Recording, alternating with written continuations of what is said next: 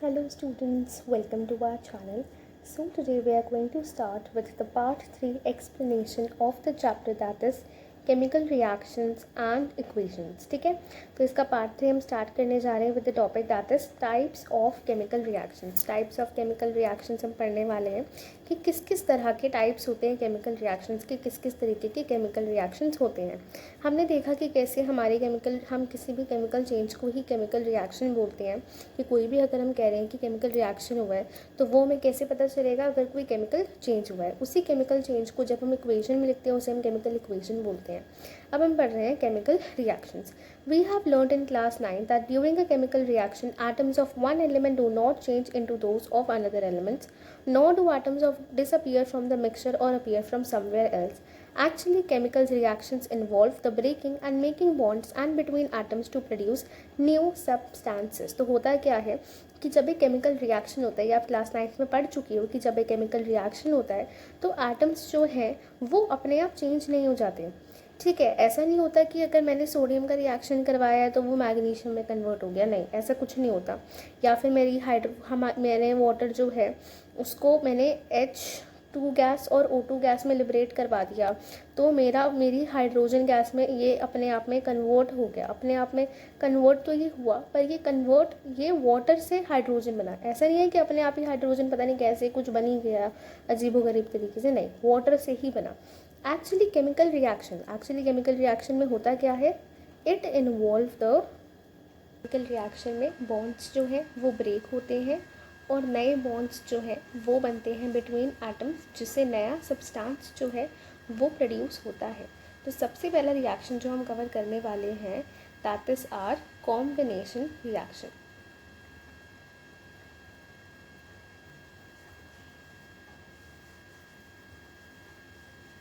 ठीक है,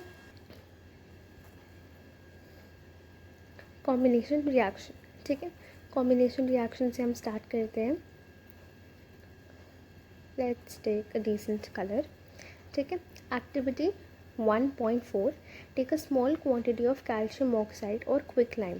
तो कैल्शियम ऑक्साइड जो है ये होते हैं कैल्शियम ऑक्साइड का फॉर्मूला, कैल्शियम की वैलेंसी 2, ऑक्सीजन की वैलेंसी 2, तो CaO जो है ये फॉर्मूला इसका डिराइव होता है.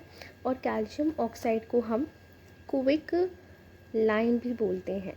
ठीक है, तो ये जो इसका नाम है, एक तो हो गया इसका साइंटिफिक नेम और एक हो गया इसका कॉमन नेम जो हम इसको बोल देते हैं. तो कैल्शियम ऑक्साइड आपको पता होना चाहिए कि क्विक लाइम को बोलते हैं, क्योंकि कभी अगर आपको एग्जामिनर को आपको कंफ्यूज करना होगा तो वो लिख देंगे कि कैल्शियम ऑक्साइड के बजाय वो लिख देंगे कि क्विक लाइम का रिएक्शन करवा दो वाटर के साथ. ठीक है, अब आप कंफ्यूज क्विक लाइम क्या होता है ना, तो इसलिए आपको पता होना चाहिए. Slowly add water to this, touch the beaker, do you feel any change in temperature. Yes, temperature में चेंज होगा. क्या चेंज होगा टेम्परेचर में ये चेंज होगा कि टेम्परेचर इंक्रीज़ हो जाएगा. और इस चेंज इन टेम्परेचर की वजह से हमें समझ में आएगा कि हमारा केमिकल रिएक्शन हुआ है, क्योंकि हमने ऊपर देखा था कि केमिकल रिएक्शन की शॉर्ट फॉर्म है. ठीक है, पूरा ही लिख देती हूँ मैं, ये शॉर्ट फॉर्म आपको लिखने की कोई ज़रूरत नहीं है, आपको पूरा ही लिखना है पेपर के अंदर भी, और वैसे भी आप अभी नहीं समझ पाओगे. ठीक है, शॉर्ट फॉर्म्स. तो टेम्परेचर ज़्यादा है इसका मतलब केमिकल रिएक्शन हुआ है. तो कैल्शियम ऑक्साइड रिएक्ट्स विग्रसली मतलब बहुत ही भयंकर तरीके से कैल्शियम ऑक्साइड जो है वो रिएक्ट करता है वाटर के साथ टू प्रोड्यूस स्लेक्ड लाइम. क्या प्रोड्यूस करता है, स्लेक्ड लाइम, यानी कि calcium hydroxide, releasing large amount of heat. तो होता क्या है कि CaO जो हमारा सॉलिड स्टेट में होता है, क्विक लाइम, ये रिएक्ट करता है वाटर के साथ जो कि एक लिक्विड है. और CaOH2 कैसे बना, कैल्शियम वैलेंसी 2, हाइड्रोक्साइड की वैलेंसी होती है 1, क्रॉस करो तो बना CaOH2. ठीक है, तो ये हमारा बनता है कैल्शियम हाइड्रोक्साइड, जिसको हम स्लेक्ड लाइम भी बोलते हैं. और बहुत सारी हीट जो है वो इस रिएक्शन में रिलीज़ होती है. In this reaction calcium oxide and water combine to form a single product calcium hydroxide. Calcium oxide और कैल्शियम हाइड्रोक्साइड, कैल्शियम ऑक्साइड और हमारा जो वाटर है, ये रिएक्ट करके एक कंपाउंड बना रहे कैल्शियम हाइड्रोक्साइड. बाकी तो हीट रिलीज़ हो रही है, पर हम देखें तो हमारा प्रोडक्ट क्या बन रहा है, 2 प्रोडक्ट एक प्रोडक्ट बना रहे हैं. ऐसे रिएक्शन को such a reaction in which a single product is formed from two और more reactants is known as combination reaction. तो ऐसा रिएक्शन जहाँ पे हमारा जब रिएक्शन होता है दो प्रोडक्ट्स का या दो रिएक्टेंट्स का या दो से ज़्यादा रिएक्टेंट्स का, पर उससे प्रोडक्ट जो है वो हमें एक ही मिलता है, ऐसे रिएक्शन को हम बोलते हैं कॉम्बिनेशन रिएक्शन। ठीक है, कॉम्बिनेशन रिएक्शन का और क्या एग्जांपल है बेटा, हमने ऊपर देखा था कि जब मैग्नीशियम जो है, देखो ये भी इक्वेशन इन्होंने यहाँ पे बैलेंस करके दी हुई है आपको, ये तो वैसे ऑलरेडी बैलेंस्ड इक्वेशन है। ठीक है, तो आपको बैलेंसिंग पता होनी चाहिए। आप जब भी एग्जांपल लिखोगे तो आपको एग्जांपल भी बैलेंस करके लिखना है। अगर पूछ ले कॉम्बिनेशन रिएक्शन तो आप कोई भी रिएक्शन का एग्जांपल दो कॉम्बिनेशन का, लेकिन उसमें आपका इक्वेशन बैलेंस होनी चाहिए। तो कॉम्बिनेशन रिएक्शन का मतलब क्या होता है, दो या दो से ज़्यादा रिएक्टेंट्स। ठीक है, ऐसा reaction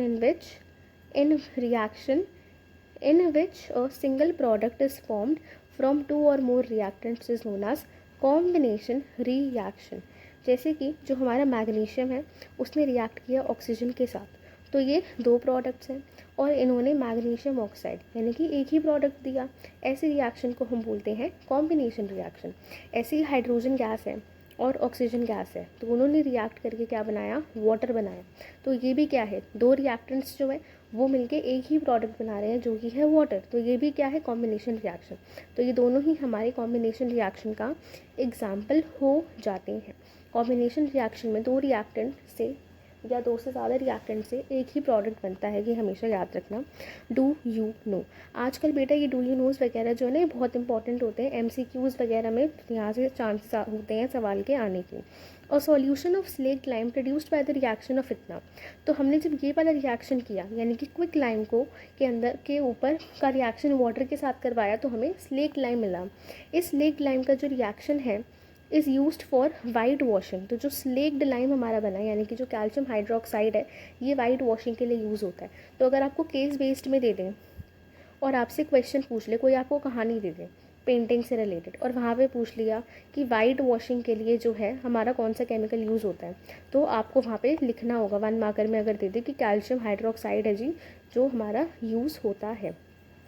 Calcium hydroxide reacts slowly with carbon dioxide in air to form a thin layer of calcium carbonate on walls। तो होता क्या है कि ये जो कैल्शियम हाइड्रोक्साइड है ये कार्बन डाइऑक्साइड के साथ रिएक्ट करके कैल्शियम कार्बोनेट बना लेता है। Calcium carbonate is formed after 2 और 3 days of white washing gives a shiny finish to walls. तो होता क्या है कि वॉल्स पे जब वाइट वॉशिंग हो जाती है उसके बाद क्या होता है, CO2 के साथ अपने आप ही, क्योंकि CO2 तो एयर में प्रेजेंट है तो अपने आप ही रिएक्शन हो जाता है जिससे कैल्शियम कार्बोनेट बन जाता है उस वाइट वॉशिंग के ऊपर यानी कि उस दीवार के ऊपर जहाँ पे वाइट वॉशिंग हुई थी वहाँ पे, और उससे जो है शाइनी अपीयरेंस दीवार की आ जाती है। It is interesting to note that the calcium formula the chemical formula of for marble is CaCO3। तो CaCO3 जिसको हम कैल्शियम कार्बोनेट बोलते हैं इसे हम मार्बल भी बोलते हैं। तो याद रखना बेटा, अगर मार्बल का फॉर्मूला पूछ ले तो CaCO3 कैल्शियम, तो और अगर आपसे केस वेस्ट में पूछ लें कि मार्बल वगैरह है या कुछ है तो आपको पता होना चाहिए कि वो CaCO3 है। अगर आइडेंटिफिकेशन का सवाल पूछ लें तो आपको उसमें पता होना चाहिए। तो इन शॉर्ट अगर मैं देखूँ तो ये पूरे रिएक्शन में हुआ क्या, CaO जो कि हमारा क्विक लाइम था उसका रिएक्शन हमने वाटर यानी कि वाटर के साथ कराया जो हमारे लिक्विड स्टेट में ही था, तो हमें मिला CaOH2। CaOH2 हमारा होता है स्लेक्ड लाइम। इस स्लेक्ड लाइम का फर्दर रिएक्शन अगर मैं CO2 के साथ करवाती हूँ तो मुझे CaCO3 मिलता है जो कि होता है कैल्शियम कार्बोनेट, और इसको हम मार्बल भी बोलते हैं। कैल्शियम कार्बोनेट का फॉर्मूला कैसे हुआ, तो calcium is +2 carbonate is CO2-3, मतलब इसकी वैलेंसी भी 2 ही होती है, तो दोनों एक दूसरे से कैंसिल, तो CaCO3। ठीक है, अब देखो बेटा कॉम्बिनेशन रिएक्शन के और क्या क्या एग्जांपल होते हैं। 2 एग्जांपल तो मैंने आपको ऊपर से ही देख के बता दिए, जो हमने ऊपर रिएक्शंस पढ़े हुए थे उनसे बता दिया। ठीक है, बाकी और रिएक्शन जो NCERT में दे रखे हैं आप वो देख लीजिए। Let us discuss some more reaction of combination, that is burning of coal. Carbon जो कि सॉलिड स्टेट में था उसका रिएक्शन ऑक्सीजन गैस के साथ किया हमने, बर्निंग की तो हमें CO2 गैस मिलती है। ठीक है, ये ऑलरेडी बैलेंस्ड इक्वेशन है। फिर फॉर्मेशन ऑफ वाटर, जिसका एग्जांपल मैंने आपको पहले ही दे दिया था, hydrogen plus oxygen gives water, और इसको हमने फिर बैलेंस कर दिया। In simple language we can say that two और मोर सब्सटेंसेस, दो या दो से सब्सटेंसेस, चाहे एलिमेंट हो चाहे कंपाउंड हो, वो कंबाइन करके बनाते हैं एक single product. The reaction is called combination reaction. ऐसे रिएक्शंस को हम कॉम्बिनेशन रिएक्शन बोलते हैं, जहाँ दो या दो से ज़्यादा सब्सटेंसेस, फिर चाहे कि वो एलिमेंट हो चाहे कि वो कोई कंपाउंड हो, ये मिलके हमारा बना रहे होते हैं एक ही प्रोडक्ट। ऐसे रिएक्शंस को हम बोलते हैं कॉम्बिनेशन रिएक्शन। इन एक्टिविटी 1.4, जो एक्टिविटी 1.4 है, यानी कि ये वाली एक्टिविटी, कैल्शियम ऑक्साइड वाली activity, the large amount of heat is evolved. This makes the reaction mixture warm. Reaction in which heat is released with the formation of products are called exothermic chemical reaction. तो होता क्या है बेटा, chemical reactions ना हमारे बहुत तरीके की होती हैं, जिसमें से हमारा जो first type of chemical reaction हमने पढ़ा है वो था हमारा कॉम्बिनेशन रिएक्शन। कौन सा रिएक्शन था? Combination reaction. अब क्या होता है, एनसीईआरटी में अलग से हेडिंग नहीं दी हुई, पर यहाँ पे छुपा के उन्होंने ना एक और तरीके का रिएक्शन दिया हुआ है, और उस रिएक्शन को हमने कहा है एक्सोथर्मिक रिएक्शन, या फिर हम उस रिएक्शन को बोलते, और हमारा एंडोथर्मिक रिएक्शन। अब ये रिएक्शन होते क्या हैं? देखो बेटा, ये भी एक तरह की केमिकल रिएक्शन ही है, तो आप ये नहीं कहोगे कि ये केमिकल रिएक्शन नहीं है, ये भी केमिकल रिएक्शन ही होते हैं। तो होता क्या है, ऐसे रिएक्शन जिसमें हीट रिलीज़ होती है जब प्रोडक्ट बनता है, उसे हम बोलते हैं एक्सोथर्मिक केमिकल रिएक्शन। तो ऐसे रिएक्शन जहाँ पे हमारा सिंगल प्रोडक्ट बनता है, मल्टीपल प्रोडक्ट भी बन सकते हैं, पर उसमें बहुत ही ज़्यादा लार्ज अमाउंट ऑफ हीट जो है वो रिलीज़ होती है, ऐसे रिएक्शंस को हम बोलते हैं हमारे एक्सोथर्मिक रिएक्शन। जैसे कि एक्सोथर्मिक रिएक्शन का एग्जाम्पल क्या क्या हो गया, burning of natural gas. Natural gas क्या होती है? तो CH4 जो है हमारा, CH4, इसका नाम होता है मीथेन। क्या नाम होता है? मीथेन। याद रखो बेटा, नेचुरल गैस हमारी जो होती है वो होती है मीथेन। इसको हमने बर्न किया, ऑक्सीजन के साथ रिएक्शन करवाया, तो CO2 और वाटर हमारा लिबरेट हुआ। ठीक है, do you know this that? अच्छा, तो ये हमारा जो है, और साथ में हीट भी रिलीज़ होती है, तो ये हमारा एक एक्सोथर्मिक रिएक्शन है। पर क्या ये हमारा एक कॉम्बिनेशन रिएक्शन है? तो नहीं, ज़रूरी नहीं है कि सारे कॉम्बिनेशन रिएक्शन ही एक्सोथर्मिक रिएक्शन। ठीक है बेटा, अब देखो यहाँ पे जो हमारा ऊपर वाला रिएक्शन था, ये कॉम्बिनेशन रिएक्शन भी था, साथ ही साथ ये हमारा एक्सोथर्मिक रिएक्शन भी था, क्योंकि इसमें हीट रिलीज़ हुई है। लेकिन जब हमने यहाँ पे हाइड्रोजन से ऑक्सीजन से मिला के वाटर बनाया, तो हीट रिलीज़ हुई है या नहीं हुई है, ऐसा कुछ भी मेंशन नहीं किया हुआ है, तो हम फिलहाल इस रिएक्शन को एक्सोथर्मिक रिएक्शन नहीं कह सकते हैं।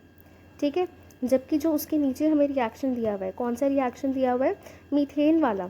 इसमें हमें बोला हुआ है कि ये एग्जाम्पल है एक्सोथर्मिक का, इसका मतलब इसमें हीट रिलीज़ हुई है। तो एक ऐसा रिएक्शन जिसमें प्रोडक्ट बनता है और हीट बहुत ज़्यादा अमाउंट में रिलीज़ होती है, उस रिएक्शन को हम बोलते हैं एक्सोथर्मिक रिएक्शन। क्या आपको पता है रेस्पिरेशन एक एक्सोथर्मिक रिएक्शन है? We all know that we need energy to stay alive. हमें पता है ज़िंदा रहने के लिए हमें एनर्जी चाहिए।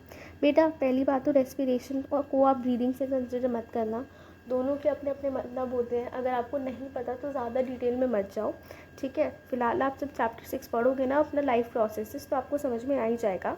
मैं बेसिक बता देती हूँ कि जो हमारा रेस्पिरेशन है, रेस्पिरेशन में क्या होता है बेटा कि बेसिकली रेस्पिरेशन इज़ कि हमने जो खाना खाया है उस खाने को ब्रेक डाउन करके, उस खाने को तोड़ के हमें एनर्जी मिल रही है, उस खाने से हमें एनर्जी मिल रही है, ये होता है रेस्पिरेशन। और ये एक एक्सोथर्मिक प्रोसेस होता है, ठीक है। हमें पता है कि हमें एनर्जी चाहिए ज़िंदा रहने के लिए। We get this energy from the food we eat. During digestion food is broken into simpler substances, जैसे कि rice, potato, bread contain carbohydrate. तो यही सारी चीज़ें जो हम खाने में खाते हैं उसमें कार्बोहाइड्रेट होता है। इन कार्बोहाइड्रेट को तोड़ा जाता है और ग्लूकोज बनाया जाता है।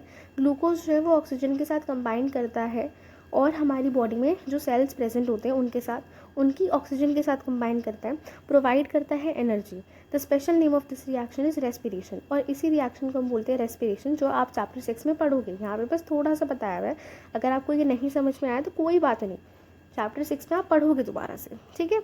अब देखो बेटा, ग्लूकोज जो है हमारा, उसने ऑक्सीजन के साथ रिएक्शन करके CO2, वाटर और बहुत सारी एनर्जी रिलीज़ करी है। इसी एनर्जी को हम हीट भी कह सकते हैं। इसलिए हम कहते हैं कि रेस्पिरेशन एक एक्सोथर्मिक प्रोसेस है। So why respiration is an exothermic process? Because when glucose decomposes into CO2 and water, they allow a large amount of heat energy or energy is also produced या फिर liberated.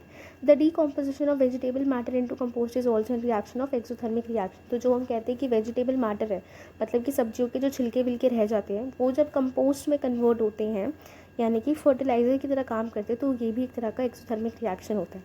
Identify the type of reaction take place in activity 1.1. Activity 1.1 देखो बेटा magnesium वाला ही था. Magnesium react with oxygen to give MgO. तो ये एक तरह का हमारा कॉम्बिनेशन रिएक्शन ही था. ठीक है, where heat is given out along with the formation of a single product. तो सिंगल प्रोडक्ट भी बना था और हीट भी हमारी हमें दिख रही थी. तो ये एक एक्सोथर्मिक रिएक्शन भी है, यहाँ पे उन्होंने हमें हिंट दिया है. ठीक है, NCERT ने.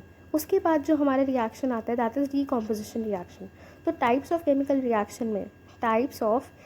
रिएक्शंस में हमने सबसे पहला टाइप जो है वो पढ़ा था कॉम्बिनेशन रिएक्शन. कौन सा reaction? Combination reaction. Combination reaction के बाद हमने पढ़ा एक तरह से एक्सोथर्मिक रिएक्शन. एक्सोथर्मिक रिएक्शन और कॉम्बिनेशन रिएक्शन में ज़्यादा कोई फ़र्क नहीं था, इसलिए उन्होंने हमें एक ही हेडिंग के अंदर पढ़ा दिया. अब है डीकॉम्पोजिशन रिएक्शन. डीकॉम्पोजिशन रिएक्शन में क्या होता है बेटा, देखो यहाँ पे एक्टिविटी से एक्सप्लेन किया हुआ है कि हमने फेरस सल्फेट के क्रिस्टल लिए. अब फेरस सल्फेट क्या होता है? ये होता है आपका फेरस सल्फेट FeSO4. अब ये FeSO4 कैसे बना? तो फेरस है, मैंने आपको पहले ही बताया था कि आयरन +2 स्टेट में होता है, तो उसका नाम हम उसके कंपाउंड का नाम हम फेरस लिखते हैं. मतलब कि आयरन जो है उसकी वैलेंसी 2 है, ठीक है, और सल्फेट जो है उसकी वैलेंसी भी 2 है. दोनों कैंसिल हो गए तो हमारा जो है कंपाउंड फेरस सल्फेट बना FeSO4.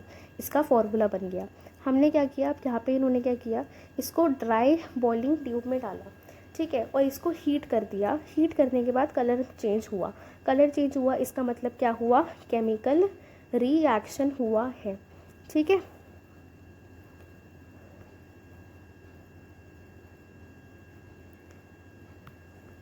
देखो, do not point the mouth of the boiling at your self. ठीक है, हमेशा कभी भी टेस्ट ट्यूब से आप जब भी हीटिंग कर रहे होते हो तो आपको अपने मुंह पे इसकी फ्लेम्स नहीं लेनी होती, इसको टेढ़ा पकड़ के रखना होता है बेटा.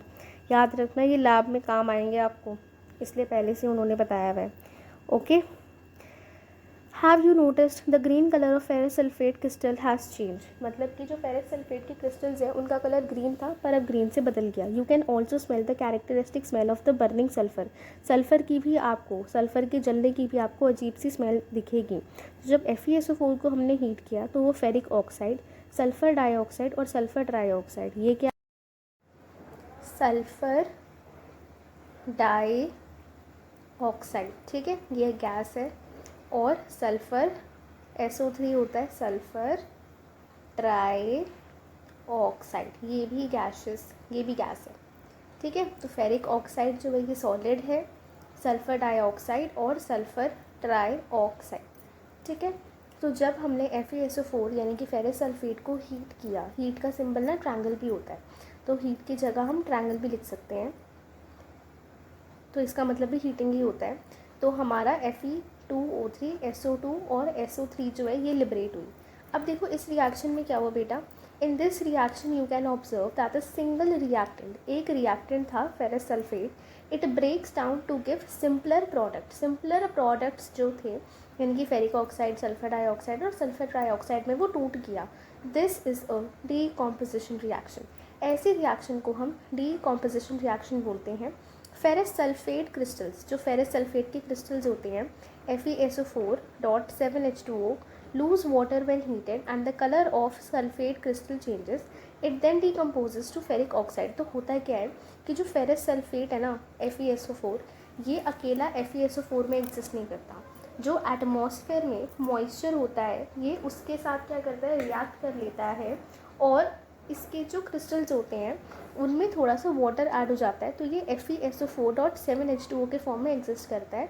लेकिन जब हम इसे हीट करते हैं तो ये 7H2O हट जाता है और FeSO4 बचता है.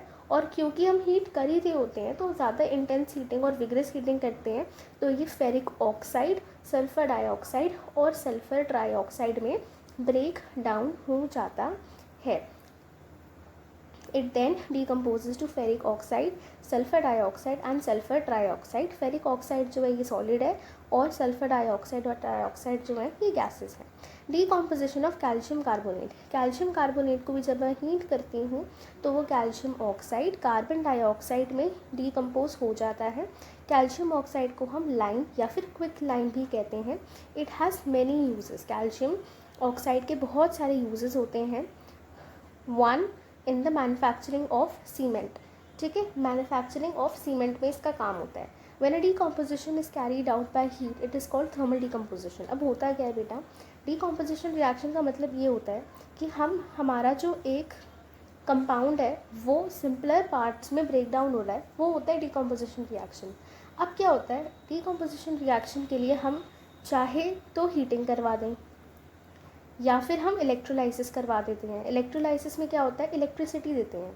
ठीक है, क्या देते हैं, इलेक्ट्रिसिटी. तो या तो आप इलेक्ट्रिसिटी से उसको तोड़ दो एक कंपाउंड को, या तो आप हीटिंग से तोड़ दो, या फिर आप क्या करो, आप सनलाइट को यूज़ करो. तो जब हम हीट का यूज़ करके एक डीकॉम्पोजिशन रिएक्शन करवाते हैं, ऐसे रिएक्शन को बोलते हैं थर्मल डीकॉम्पोजिशन रिएक्शन. ठीक है, तो यहाँ पे क्या हुआ, अभी तक हमने जो दोनों एग्जाम्पल देखे जहाँ पे कैल्शियम कार्बोनेट और जो फेरस सल्फेट है इन दोनों को ही हीट किया तो ये स्मॉलर कंपोनेंट्स में ब्रेक हो गए. ठीक है, इस रिएक्शन में हमने हीट को यूज़ किया दोनों में ही. तो when a decomposition reaction is carried out by heating it is called thermal decomposition. कि हमने थर्मल यानी कि हीट का यूज़ करके डीकॉम्पोजिशन रिएक्शन करवाया है. अनदर एग्जाम्पल हमें दिया हुआ है, लेड नाइट्रेट है in a boiling tube. Hold boiling tube is a pair of tongs as shown. तो यहाँ पे भी आपने हीटिंग करवाया. तो हुआ क्या, हमने लेड नाइट्रेट था हमारा PbNO3 इसको भी हमने हीटिंग करवाया. तो ये भी एक तरह से किसके एग्जाम्पल है, थर्मल डीकॉम्पोजिशन रिएक्शन का एग्जाम्पल है. You will observe the emission of brown fumes. तो इससे हमें समझ में आता है कि ब्राउन फ्यूम्स जो है वो लिबरेट होंगी. These fumes are of nitrogen dioxide. तो नाइट्रोजन डाइऑक्साइड जो NO2 होती है उसकी ब्राउन कलर की फ्यूम्स होती है. मतलब जो गैस लिबरेट होती है वो हमें ब्राउन कलर की हल्की हल्की देखने को मिलेगी. ठीक है, देखो लेड नाइट्रेट, इसको हमने हीट किया तो PbO बना हमारा लेड ऑक्साइड, नाइट्रोजन डाइऑक्साइड और ऑक्सीजन. ठीक है बेटा, तो अभी तक हमें NCERT में 3 एग्जाम्पल दिए डीकॉम्पोजिशन के. एक लेड नाइट्रेट का, एक कैल्शियम कार्बोनेट का. कैल्शियम कार्बोनेट का इंडस्ट्रियल यूज़ बताया है कि ये सीमेंट की मैन्युफैक्चरिंग में यूज़ होता है. कैल्शियम कार्बोनेट तो हमारा लाइमस्टोन होता है जिसको हम मार्बल भी बोलते हैं. ठीक है, और जो कैल्शियम ऑक्साइड है वो हमारा सीमेंट में यूज़ होता है. ठीक है, और यहाँ पे देखो जो हमारा कैल्शियम हाइड्रोक्साइड था ये हमारा रिएक्ट करता है विद कैल्शियम डाइऑक्साइड और वाइट वॉशिंग के काम आता है. तो कैल्शियम कार्बोनेट जो है वो वाइट वॉशिंग के बाद बनता है. ठीक है बेटा, मैं बार बार इनके यूजेस पे इतना फोकस इसलिए कर रही हूँ बिकॉज ये बहुत इंपॉर्टेंट है, यहाँ से सवाल आने के चांसेस बहुत ज़्यादा होते हैं. ठीक है, चलो अब आगे बढ़ते हैं. तो अभी तक मैं आपको फिर से एक्सप्लेन कर देती हूँ जो जो बताया था मैंने. डीकॉम्पोजिशन रिएक्शन और कॉम्बिनेशन रिएक्शन में एक फ़र्क होता है. फ़र्क ये होता है कि यहाँ पे स्मॉलर कंपोनेंट से एक प्रोडक्ट बनता है, जबकि डीकॉम्पोजिशन रिएक्शन में क्या होता है कि एक बड़ा रिएक्टेंट जो है, मतलब एक रिएक्टेंट है उससे फर्दर सिंपलर प्रोडक्ट्स बनते हैं. ठीक है, रिएक्टेंट जो है वो टूट, a single reactant breaks down to give simpler products. This is called decomposition reaction. ठीक है, उसके बाद यहाँ पे यूज़ दिया हुआ है दैट कैल्शियम ऑक्साइड को हम लाइम भी बोलते हैं या क्विक लाइम भी बोलते हैं, और उसके काफ़ी सारे यूजेस हैं जिसमें से एक यूज़ होता है मैन्युफैक्चरिंग ऑफ सीमेंट में. डीकॉम्पोजिशन रिएक्शन जब हम हीटिंग के थ्रू कैरीड आउट होता है तो उसको हम थर्मल डीकॉम्पोजिशन भी बोलते हैं. तो वो डीकॉम्पोजिशन रिएक्शन तो होता ही है पर वो एक तरह का थर्मल डीकॉम्पोजिशन है क्योंकि हम थर्मल का यूज़ कर रहे होते हैं. एक चीज़ आपको, एक ऑब्जर्वेशन आपको और याद करनी है कि जब नाइट्रोजन डाइऑक्साइड कभी भी लिबरेट होती है तो उसकी ब्राउन कलर की फ्यूम्स होती हैं. तो अगर आपको बोल दे कि हमने एक कंपाउंड को जो है हीट किया, उसको थर्मल डीकम्पोजिशन रिएक्शन करवाया एक कंपाउंड का, और हमें ऑब्जर्वेशन मिली कि ब्राउन कलर की फ्यूम्स थी, तो बताओ कि वो फ्यूम्स जो है वो किस गैस की थी या किस कंपाउंड की थी, और जो रिएक्शन मतलब बर्न हमने हीटिंग जिस रिएक्शन की कंपाउंड की करवाई उसका नाम क्या था. तो जो गैस है वो कौन सी है, नाइट्रोजन डाइऑक्साइड। और जिस कंपाउंड की हीटिंग हमने करवाई थी जिससे शायद हमें नाइट्रोजन डाइऑक्साइड मिली है वो है लेड नाइट्रेट। ठीक है, लेड नाइट्रेट हमने ऊपर की एक्टिविटीज़ में भी यूज़ किया था।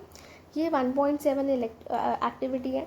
इसमें क्या किया, एक तरह से इलेक्ट्रोलिसिस कर पाया। इलेक्ट्रोलिसिस में क्या होता है कि हम दो साइड लेते हैं, एक तरह से बैटरी बनाते हैं वाटर के अंदर। देखो यहाँ पे स्विच से बैटरी से कनेक्ट किया हुआ है।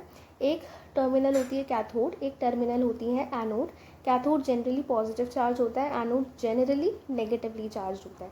ठीक है, इलेक्ट्रोलिसिस में क्या होता है, फिर कैथोड और एनोड है, तो एनोड नेगेटिव है तो यहाँ पे पॉजिटिव चार्ज डिपॉजिट होता है, और क्योंकि हमारी कैथोड जो है नेगेटिव है, यहाँ पे पॉजिटिव है या नेगेटिव चार्ज आता है। ठीक है,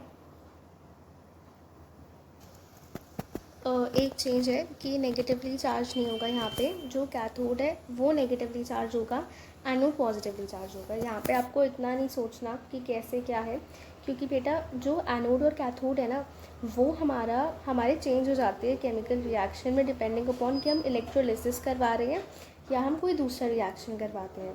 ठीक है, तो इसका कोई क्लियर कट नहीं है, इसको बस आप ऐसे रखो कि एक एनोड होता है, एक कैथोड होता है, इलेक्ट्रोलिसिस होता है। इलेक्ट्रोलिसिस का मतलब हम इलेक्ट्रिसिटी पास करवाते हैं। ठीक है, तो यहाँ पे ये वही एक्टिविटी परफॉर्म हुई है कि हमने वाटर डाला है और एक तरह से इलेक्ट्रिसिटी को पास ऑन करवाया है। ठीक है, तो यहाँ पे हमने इलेक्ट्रिसिटी को यूज़ किया है डीकॉम्पोजिशन रिएक्शन के लिए। ओके, अब एक्टिविटी 1.8, एक्टिविटी 1.8 में क्या है, सिल्वर क्लोराइड। अब सिल्वर क्लोराइड क्या है, AgCl होता है सिल्वर क्लोराइड। सिल्वर की वैलेंसी भी +1 होती है और क्लोरीन की वैलेंसी भी 1 होती है, तो AgCl इसका फॉर्मूला बन जाता है। ठीक है, तो AgCl को हमने एक चाइना डिश में लिया है। चाइना डिश कुछ नहीं, बस एक कटोरी टाइप है। ठीक है, उसको बस नाम ऐसे दे दिया है और इसको हमने सनलाइट में प्लेस किया। सनलाइट में प्लेस किया तो हमें कुछ ऑब्जर्वेशन देखने को मिली। ऑब्जर्वेशन क्या थी, जो वाइट सिल्वर क्लोराइड था वो ग्रे कलर का हो गया सनलाइट की प्रेजेंस में। इससे हमें देखने को मिलता है कि डीकॉम्पोजिशन रिएक्शन हुआ है। अब let me explain the both the activities और उनकी ऑब्जर्वेशन। तो सबसे पहले तो ये वाली एक्टिविटी देखते हैं हम, जो एक्टिविटी 1.8 है। इसमें हमने क्या किया, सिल्वर क्लोराइड लिया। सिल्वर क्लोराइड जो हमारा था वो सॉलिड फॉर्म का था, AgCl। देन इसमें हमने जो रिएजेंट यूज़ किया है, मतलब हमने जो मेथड यूज़ किया है इसको डिकम्पोज करने का, वो क्या था, सनलाइट। तो इस सनलाइट को ना हम H और ऐसे न्यू, या इसको आप HV भी कह सकते हो, ऐसे लिख सकते हैं। तो वो क्या होता है, सनलाइट की प्रेजेंस में Ag और Cl अलग अलग हो गया, तो क्लोरीन तो गैस के फॉर्म में लिबरेट हो गया और सिल्वर ना हमारा, तो हमें क्या हुआ, ग्रे कलर का सब्सटेंस देखने को मिलता है। ठीक है, सिल्वर क्लोराइड जो है वो वाइट कलर का था और जब हमने उसे सनलाइट में थोड़ी देर छोड़ा तो ग्रे कलर का हो गया, जो कि सिल्वर का कलर था। ठीक है, उसके बाद जो हमारा रिएक्शन होता है, अगर मैं सिल्वर ब्रोमाइड लेती हूँ तो ब्रोमीन जो है, ब्रोमीन ये भी हमारा एक एलिमेंट होता है, इसकी वैलेंसी भी 1 होती है, इसलिए AgBr इसका फॉर्मूला बनता है। ठीक है, इसको भी जब मैं सनलाइट के अंदर छोड़ देती हूँ तो Ag और ब्रोमीन गैस बन जाएगी और Ag यानी कि सिल्वर जो है वो हमारा सॉलिड में रह जाएगा। The above reaction are used in black and white photography. अब देखो यहाँ पे इस रिएक्शन का भी यूज़ दिया हुआ है कि कैसे हम सिल्वर ब्रोमाइड का यूज़ करते हैं, और एक तरह से आप सिल्वर क्लोराइड का भी यूज़ कर सकते हो, दोनों ही ब्लैक एंड वाइट फोटोग्राफी में यूज़ होती है। ठीक है, we have seen the decomposition reaction. देखो यहाँ पे ना इक्वेशन नहीं दे रखी है, पर मैं यहाँ लिख देती हूँ इक्वेशन। ठीक है, कि यहाँ पे हमने इलेक्ट्रिसिटी का यूज़ किया तो हमारा वाटर जो कि लिक्विड में था, इसको हमने इलेक्ट्रोलाइसिस करवाया, एक तरह से हमने इलेक्ट्रिसिटी दी। ठीक है, तो हमारी हाइड्रोजन गैस और ऑक्सीजन गैस जो है उसके अंदर उसके अंदर टूट जाते हैं दोनों ही कंपोनेंट, डिसएसोसिएट भी कह सकते हैं हम इसको। बैलेंस करना चाहें तो वो भी बहुत आराम से हो जाएगा, यहाँ 2 और यहाँ पे 2, तो ये हो गई आपकी balanced chemical equation for electrolysis. अब देखो यहाँ पे लिखा हुआ है उन्होंने that we have seen that decomposition reaction requires energy. Decomposition reaction में हमें एनर्जी देनी होती है, either in the form of heat, या तो हीट के फॉर्म में दो या फिर लाइट के फॉर्म में दो जैसे सनलाइट, या फिर electricity for breaking down the reactants को ब्रेक करने के लिए। Reactions in which energy is absorbed are known as endothermic reaction. हमने इन तीनों में एक तरह से एनर्जी दी है, चाहे हीट के फॉर्म में दी हो, चाहे लाइट के फॉर्म में दी हो, चाहे इलेक्ट्रिसिटी के फॉर्म में दी हो। तो ऐसे रिएक्शंस, ठीक है, ये इंपॉर्टेंट है, ठीक है, ऐसे रिएक्शंस जिसके अंदर हम एनर्जी दे रहे हैं, मतलब रिएक्टेंट्स जो है वो एनर्जी को अब्जॉर्ब कर रहे हैं, ऐसे रिएक्शंस को हम एंडोथर्मिक रिएक्शंस बोलते हैं। तो एक्सोथर्मिक रिएक्शंस हमने देखे थे, और एक होते हैं एंडोथर्मिक रिएक्शन। एक्सोथर्मिक रिएक्शन में क्या होती है, हीट या फिर कह सकते हैं कि एनर्जी जो है वो हमारी रिलीज़ होती है, जबकि जो हमारे एंडोथर्मिक रिएक्शंस होते हैं उसमें हीट या फिर कह लो कि एनर्जी जो है वो अब्जॉर्ब होती है, ठीक है। हमें रिएक्टेंट्स को उतनी हीट देनी पड़ती है तब जाके वो प्रोडक्ट बनाते हैं। ऐसे रिएक्शन को हम बोलते हैं एंडोथर्मिक रिएक्शन, ठीक है। तो अभी तक हमने कितने रिएक्शन पढ़े, सबसे पहले हमने पढ़ा कॉम्बिनेशन रिएक्शन। कॉम्बिनेशन रिएक्शन में क्या था, दो या दो से ज़्यादा रिएक्टेंट्स जो हैं वो कंबाइन करके एक प्रोडक्ट बना रहे होते हैं। फिर हमने देखा था कि ऐसे रिएक्शंस में ना कभी कभार हीट भी बहुत ज़्यादा रिलीज़ हो जाती है। तो ऐसे रिएक्शंस जिसके अंदर हीट रिलीज़ होती है लार्ज अमाउंट में, उन्हें हम बोलते हैं एक्सोथर्मिक रिएक्शन। फिर हमने देखा डीकॉम्पोजिशन रिएक्शन, जहाँ पे हमें क्या करना होता है डीकॉम्पोजिशन रिएक्शन में, कि हमें कोई ना कोई सोर्स के फॉर्म में एनर्जी देनी होती है, फिर चाहे हीट, इलेक्ट्रिसिटी या फिर सनलाइट। तो उस केस में, या फिर लाइट, ठीक है, जिसमें आप सनलाइट भी दे सकते हो। तो हमारा डीकॉम्पोजिशन रिएक्शन होता है कि हमारा एक जो कंपाउंड है, एक जो रिएक्टेंट है, वो सिंपलर प्रोडक्ट्स में टूट जाता है। एंडोथर्मिक रिएक्शन क्या होते हैं, ऐसे रिएक्शन जिनमें हम एनर्जी देते हैं रिएक्टेंट्स को, तो वो एनर्जी अब्जॉर्ब करके रिएक्शन शो करते हैं। ऐसे रिएक्शंस को हम बोलते हैं एंडोथर्मिक रिएक्शन। तो हीट अगर रिलीज़ हो रही है तो एक्सोथर्मिक रिएक्शन, हीट अगर अब्जॉर्ब हो रही है तो एंडोथर्मिक रिएक्शन। अब एक यहाँ पे एक्टिविटी दी हुई है और आपकी एनसीईआरटी में this is the only example जो एंडोथर्मिक रिएक्शन का है। और अगर पेपर में पूछ लिया, क्योंकि देखो एक्सोथर्मिक में तो आप बहुत सारे रिएक्शंस लिख सकते हो, आप एक्सोथर्मिक में या फिर एंडोथर्मिक में ये वाले रिएक्शंस भी डाल सकते हो, कोई एज एन है नहीं, क्योंकि आप, हाँ, लेकिन एंडोथर्मिक की हेडिंग के अंदर मेंशन करके जो एक एग्जांपल दिया हुआ है वो ये एग्जांपल है। वैसे तो ऊपर के सारे एग्जांपल्स जो है उनको भी आप डाल सकते हो, बट एक एग्जांपल क्या है कि बेरियम हाइड्रोक्साइड को हमने टेस्ट ट्यूब में लिया, अमोनियम क्लोराइड को लिया और दोनों को मिक्स कर दिया। जब हम उसे टच करेंगे तो हमें ठंडा फील होगा, और ये रिएक्शन जो है ये एंडोथर्मिक रिएक्शन होता है, एक्सोथर्मिक नहीं होता। या आप मार्क कर लो, हो सकता है सवाल में दे दिया जाए।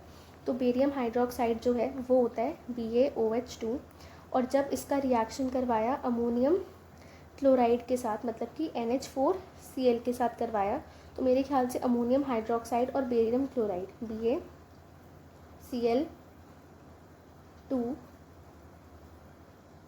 हाँ BaCl2 और NH4OH अमोनियम हाइड्रोक्साइड, ये आपका रिएक्शन होगा। बैलेंस इक्वेशन करना चाहूँ मैं तो बैलेंस कर देती हूँ, ओके, बैलेंस्ड, ठीक है। तो ये हो गई आपकी बैलेंस्ड केमिकल इक्वेशन, ये आप अपनी एनसीईआरटी में लिख लो बेटा।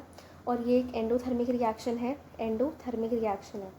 कैसा रिएक्शन है, एंडोथर्मिक रिएक्शन, मतलब आपको हीट एनर्जी कुछ भी देना पड़ेगा, मतलब इन शॉर्ट एंडोथर्मिक रिएक्शन है, हीट अब्जॉर्ब होती है, हीट रिलीज़ नहीं होती, तो आपको ठंडा ठंडा महसूस होगा। होपफुली आपने ये रिएक्शन लिख लिया होगा। अब उसके बाद हम देख लेते हैं इंटेक्स क्वेश्चंस। इंटेक्स क्वेश्चन में क्या है, एक सॉल्यूशन है X जिसे वाइट वॉशिंग में यूज़ किया जाता है, तो हमें उसका नाम बताना है। तो हम क्या यूज़ करते थे वाइट वॉशिंग में, याद करो, कैल्शियम हाइड्रोक्साइड या फिर कैल्शियम ऑक्साइड। कैल्शियम ऑक्साइड का यूज़ हमने देखा था, वो तो हमारा उसके अंदर हो रहा था, कैल्शियम ऑक्साइड सीमेंट पे यूज़ हो रहा था, बट कैल्शियम ऑक्साइड हमारा वाइट वॉशिंग में भी यूज़ होता है। The answer is yes. देखो यहाँ पे लिखा भी हुआ है,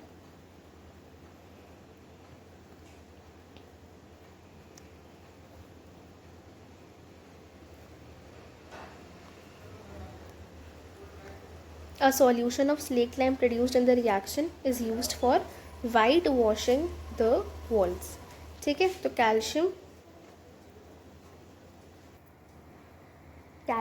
ऑक्साइड हमारा वाइट वॉशिंग में यूज़ किया जाता है।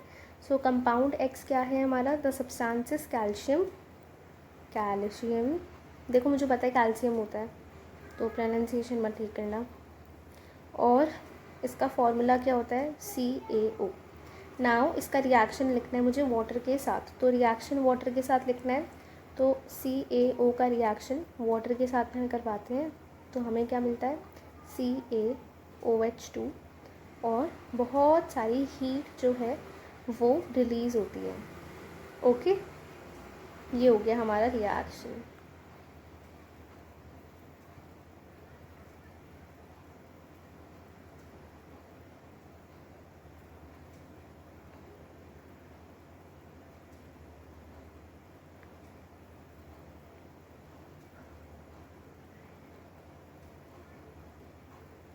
आई डोंट नो इसे कहाँ एडजस्ट करूँ, इसके ऊपर ही कर दिया मैंने फ़िलहाल तो।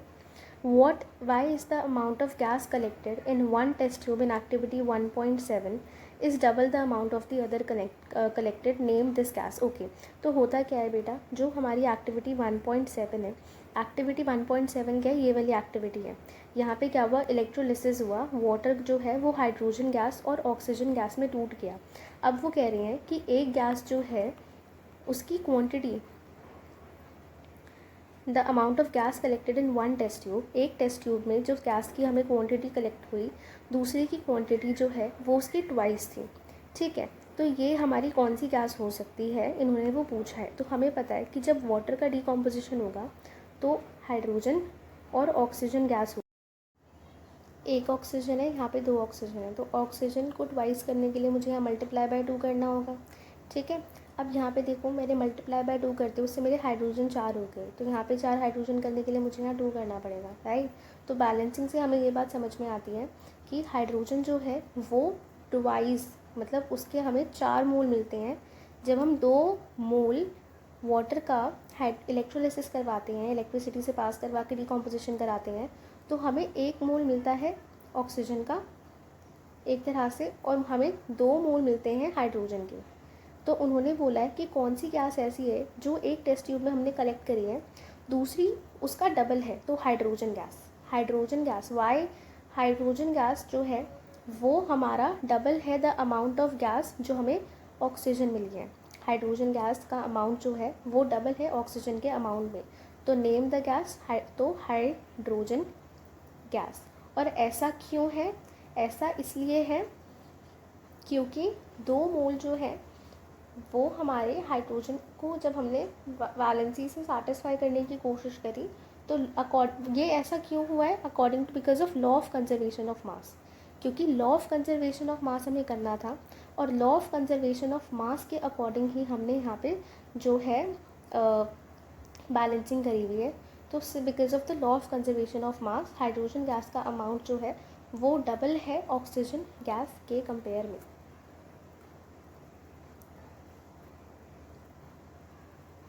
ठीक है, तो why is the amount of gas collected in one test tube of activity 1.7 double the amount of the other and name this gas. तो कौन सी गैस है, हाइड्रोजन गैस, और according to law of conservation of mass. ठीक है बेटा, तो ये हो गए आपके सारे इन टेक्स्ट क्वेश्चंस डिस्कस्ड। अब हम आ जाते हैं हमारे नेक्स्ट पार्ट पे, दैट इज डिस्प्लेसमेंट रिएक्शन। फिर डबल डिस्प्लेसमेंट है, ऑक्सीडेशन वाला हम नेक्स्ट में कवर करेंगे, क्योंकि ना ये थोड़ा समझाना अच्छे से पड़ेगा। तो अभी हम डिस्प्लेसमेंट और डबल डिस्प्लेसमेंट कर लेते हैं। तो डिस्प्लेसमेंट रिएक्शन, अब ये डिस्प्लेसमेंट रिएक्शन में क्या है, सबसे पहले यहाँ पे एक्टिविटी दी हुई है। एक्टिविटी में क्या बोला है उन्होंने कि आयरन नेल्स ले लो, मतलब 3 आयरन नेल्स ले लो, सैंड पेपर से उसको पहले क्लीन कर लो, mark in test tube A and B, copper sulphate solution आपको उसमें डालना है। ठीक है, और टेस्ट ट्यूब बी जो है उसके अंदर कॉपर सल्फेट सॉल्यूशन डालना है। Compare the intensity of colour. ठीक है, ये एक्टिविटी में बेसिकली हुआ क्या है कि हमने एक आयरन नेल लिया और एक और आयरन नेल लिया। यहाँ पे टेस्ट ट्यूब ए में कॉपर सल्फेट सॉल्यूशन डाला, टेस्ट ट्यूब बी जो है उसके अंदर हमने रिएक्शन मिक्सचर डाला हुआ है। यहाँ पे इन्होंने रिएक्शन मिक्सचर पढ़ ही लेते हैं एक्टिविटी। देखो, take 2 test tube marked as A and B, दोनों ही टेस्ट ट्यूब में हमें 10 ml कॉपर सल्फेट सॉल्यूशन डालना है। Tie iron nails with a thread and immerse carefully in copper sulphate solution in test tube B for 20 minutes। Keep 1 iron nail aside for comparison. For 20 minutes take out the iron nails, compare the intensity, compare. Okay, तो हुआ क्या यहाँ पे, उन्होंने क्या किया हुआ है कि कॉपर सल्फेट सॉल्यूशन लिया टेस्ट ट्यूब ए में, कॉपर सल्फेट सॉल्यूशन लिया टेस्ट ट्यूब बी में। इसमें क्या हुआ, इन्होंने आयरन नेल को डाल के रखा और इसमें इन्होंने आयरन नेल को नहीं डाला, ठीक है, मतलब बाद में डाला। तो बिफ़ोर और आफ्टर का कंपैरिजन यहाँ पे है कि आयरन नेल जो है वो हमारी ऐसी थी और ऐसी हो गई, और सॉल्यूशन हमारा टेस्ट ट्यूब ए में ऐसा था और अब ऐसा हो गया। तो ऐसा क्यों है? देखो बेटा, जो हमारा कॉपर सल्फेट होता है ना, कॉपर सल्फेट हमारा ब्लू कलर का होता है। ये कॉपर सल्फेट है क्या? तो सल्फेट हमारा आयन होता है SO2-4, कॉपर होता है Cu। तो कॉपर की वैलेंसी भी 2 होती है और सल्फेट की वैलेंसी भी 2 होती है। SO2-4 लिखते हैं ना हम, दोनों एक दूसरे से कैंसिल होकर हमें फॉर्मूला देते हैं CuSO4। अब ये जो CuSO4 कॉपर सल्फेट है, ये होता है ब्लू कलर का। कौन से कलर का होता है? ब्लू कलर का होता है। कौन? कॉपर सल्फेट सॉल्यूशन, ठीक है। तो अब हुआ क्या है यहाँ पे कि कॉपर सल्फेट सॉल्यूशन जो है उसके अंदर हमने आयरन नेल को डाल के रखा। तो why does the iron nail become brownish in colour and the blue copper sulphate solution fade? तो हुआ क्या कि जब टेस्ट ट्यूब ए जो थी उसमें इनिशियली हमारा copper sulphate solution blue colour का था, पर टेस्ट ट्यूब बी जिसके अंदर हमने आयरन नेल को डिप करके रखा, आयरन नेल को डिप करके रखा, उसके उसके अंदर का जो सॉल्यूशन था उसका कलर चला गया, उसका ब्लू कलर फेड अवे हो गया, और जो आयरन नेल पहले ऐसी दिखती थी उसके ऊपर अब ब्राउनिश कलर का कलर आ गया। तो ऐसा क्यों हुआ है? इसका मतलब देखो, चेंज इन कलर हुआ दोनों में ही, आयरन नेल का भी और सॉल्यूशन का भी। इससे हमें ये तो समझ में आता है कि रिएक्शन तो हुआ है, राइट। अब रिएक्शन क्या हुआ है? तो हमारा जो आयरन था वो सॉलिड था, कॉपर सल्फेट सॉल्यूशन था मतलब एक्वस था, उसने रिएक्ट करके आयरन सल्फेट बना लिया और कॉपर को छोड़ दिया, कॉपर अलग चला गया।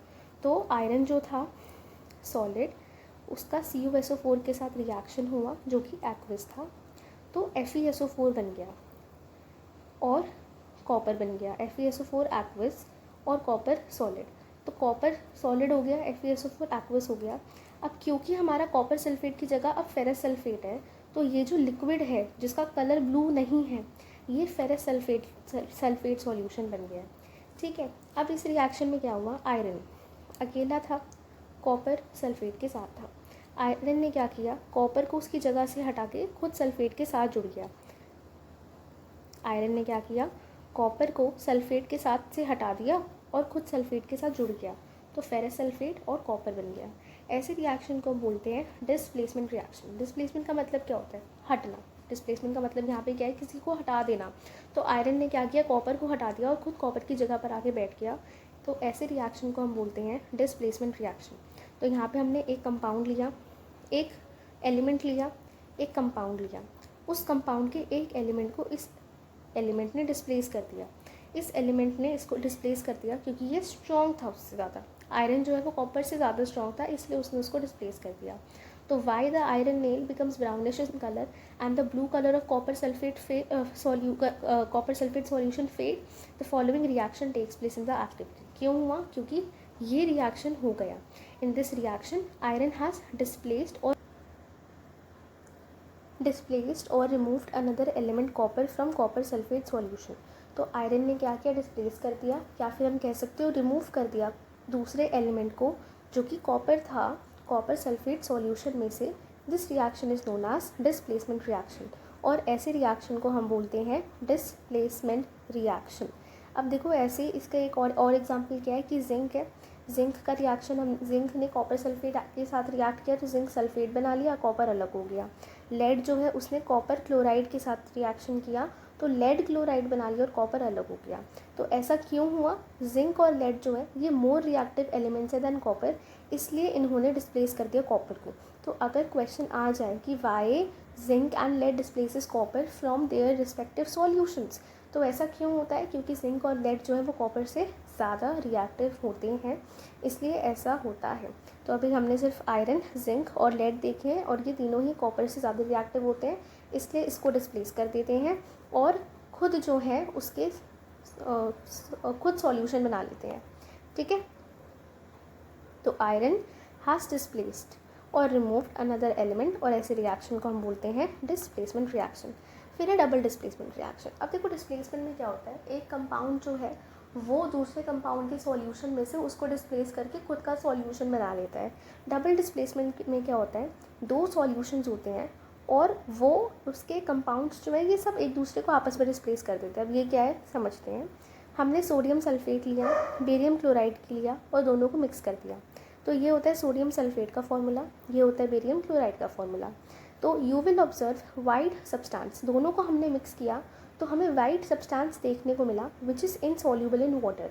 वाटर में वो इनसॉल्यूबल था और ऐसे ही सब्सटेंस को हम बोलते हैं प्रेसिपिटेट। ये आपकी बेटा प्रेसिपिटेट की डेफिनेशन है, अगर पूछ ली तो आपको पता होना चाहिए। ठीक है, ऐसे सब्सटेंस को प्रेसिपिटेट बोलते हैं, इसलिए प्रेसिपिटेट को हम सॉलिड लिखते हैं क्योंकि ये इनसॉल्यूबल होता है वाटर के अंदर। ठीक है, ये मैं आपको पहले भी एक्सप्लेन कर चुकी हूँ, फिर से बता दिया है। और कोई भी ऐसा रिएक्शन जिसमें प्रेसिपिटेट बनती है उस रिएक्शन को हम प्रेसिपिटेशन रिएक्शन बोलते हैं। तो जैसे देखो बेटा, अगर कोई एक रिएक्शन है, अगर ये हमारा डबल डिस्प्लेसमेंट रिएक्शन है तो ज़रूरी नहीं है कि ये और कोई रिएक्शन नहीं हो सकता, ये प्रेसिपिटेट रिएक्शन भी हो सकता है क्योंकि अगर इसमें प्रेसिपिटेट बन रही है तो।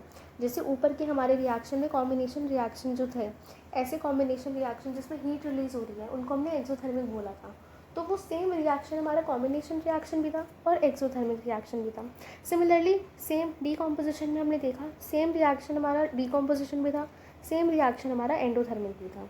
तो ऐसा कोई ज़रूरी नहीं है कि अगर एक हमने कोई इक्वेशन हमारे आगे आती है या एक हमारे आगे रिएक्शन आता है तो वो हमारा सिर्फ जैसे ये रिएक्शन दे दिया तो ज़रूरी नहीं है कि इसको हम डबल डिस्प्लेसमेंट ही बोलें, इसको हम प्रेसिपिटेशन रिएक्शन भी कह सकते हैं। ठीक है, तो वाइट सब्सटेंस या फिर ऐसा सब्सटेंस जो बनता है, a substance formed which is insoluble in water is known as a precipitate. और अगर एनसीईआरटी के अकॉर्डिंग देखो तो वाइट सब्सटेंस जो हमारा एक्टिविटी के अकॉर्डिंग उन्होंने एक्सप्लेन किया हुआ है। ठीक है, और any reaction that produces a precipitate is called a precipitate reaction. What causes this, अब हुआ क्या, ये ऐसा रिएक्शन हुआ क्यों। देखो बेटा, इस रिएक्शन को ध्यान से हम अगर ऑब्जर्व करते हैं तो देखो, बिल्कुल ध्यान से देखना, हमारा सोडियम सल्फेट था, बेरियम क्लोराइड था। सोडियम और क्लोराइड साथ में मिल गए और बेरियम और सल्फेट साथ में मिलके इन्होंने बेरियम सल्फेट बना लिया। तो ऐसा क्यों हुआ है, तो ये देखो, what causes this, the precipitate of BaSO4 is formed by the reaction of sulphate and barium. देखो बेटा, कोई भी कंपाउंड जो हमारा बनता है, कोई भी कंपाउंड, जैसे हम बोल रहे हैं कि NaCl है, कैल्शियम ऑक्साइड है, या फिर बेरियम सल्फेट है, या फिर हम बोलते हैं कि फेरस सल्फेट है, इन सब में आप एक चीज़ नोटिस करोगे कि इनमें से एक हमारा पॉजिटिव पार्ट होता है, एक हमारा नेगेटिव पार्ट होता है। अब देखो, वैसे ये पॉजिटिव नेगेटिव नहीं होता, इससे हम कैटायन और एनायन के कॉम्बिनेशन से ये बना है ये कहते हैं, पर एक्सप्लेन करने के लिए इसको प्लस एंड माइनस कंसिडर करो। तो हमें पता है सोडियम एक मेटल है और ये प्लस ही होता है, क्लोरीन जो है वो हमारा माइनस होता है, क्योंकि सोडियम का कैटायन होता है पॉजिटिव और क्लोरीन का एनायन होता है नेगेटिव। ऐसी कैल्शियम एक मेटल है, इसका कैटायन होता है Ca2+, जबकि ऑक्सीजन जो है ये नॉन मेटल है, इसका एनायन होता है O2-। सिमिलरली बेरियम का कैटायन होता है Ba2+, सल्फेट का एनायन होता है SO2-4। ठीक है, जब हम फॉर्मूला बनाते हैं तो हम प्लस माइनस चार्ज को कंसिडर नहीं करते, हम सिर्फ वैलेंसी के नंबर को कंसिडर करते हैं। पर देखा जाए तो हमारा जो भी कंपाउंड बनते हैं वो प्लस और माइनस से ही बनते हैं, एक कैटायनिक पार्ट और एक एनायनिक पार्ट, एक कैटायन और एनायन से बनते हैं। जैसे Fe आयरन, ये हमारा +2 ऑक्सीडेशन स्टेट में है इस केस में, और सल्फेट हमारा -2 में है। ठीक है, तो एक पॉजिटिव पार्ट होता है और एक नेगेटिव पार्ट होता है, और ये रिवर्स हो जाते हैं। रिवर्स क्या हो जाते हैं, डबल डिस्प्लेसमेंट रिएक्शन के अंदर। जैसे हमने जिंक सल्फेट भी अगर आप देखो तो यहाँ पे सल्फेट आपका नेगेटिव वाला पार्ट है, अनायन वाला पार्ट है, और जिंक आपका कैटायन वाला पार्ट है। ठीक है, तो हुआ क्या कि हमारा रिएक्शन प्रेसिपिटेट क्यों बनी, प्रेसिपिटेट BaSO4 बेरियम सल्फेट की बनती है जो वाइट कलर की थी। ठीक है, क्योंकि रिएक्शन हुआ सल्फेट और बेरियम में। The other product formed is sodium chloride, जिसे NaCl बोलते हैं, ये सॉल्यूशन में ही रहा। ऐसे reaction in which there is exchange of ions का एक्सचेंज हो गया रिएक्टेंट्स के बीच में, उन्हें हम डबल डिस्प्लेसमेंट रिएक्शन बोलते हैं। जैसे यहाँ पे देखो, ये सोडियम प्लस है, यहाँ पे सल्फेट माइनस है, यहाँ पे बेरियम प्लस है और क्लोरीन माइनस है। तो बेरियम क्लोराइड का और सल्फेट सोडियम सल्फेट था, तो सोडियम जो है वो इसके नेगेटिव पार्ट के साथ जुड़ गया और बेरियम जो है वो इसके नेगेटिव पार्ट के साथ जुड़ गया, तो आयंस का एक्सचेंज हो गया। सल्फेट जो सोडियम के पास था वो बेरियम के पास चला गया, और क्लोरीन जो बेरियम के पास था वो सल्फर के पास सोडियम के पास चला गया। तो एक्सचेंज हुआ आयन का, किसका एक्सचेंज हुआ है? आयंस का एक्सचेंज हुआ है। ऐसे रिएक्शंस को हम बोलते हैं डबल डिस्प्लेसमेंट रिएक्शन। तो such reaction in which there is an exchange of ions between reactants is called the double displacement reaction.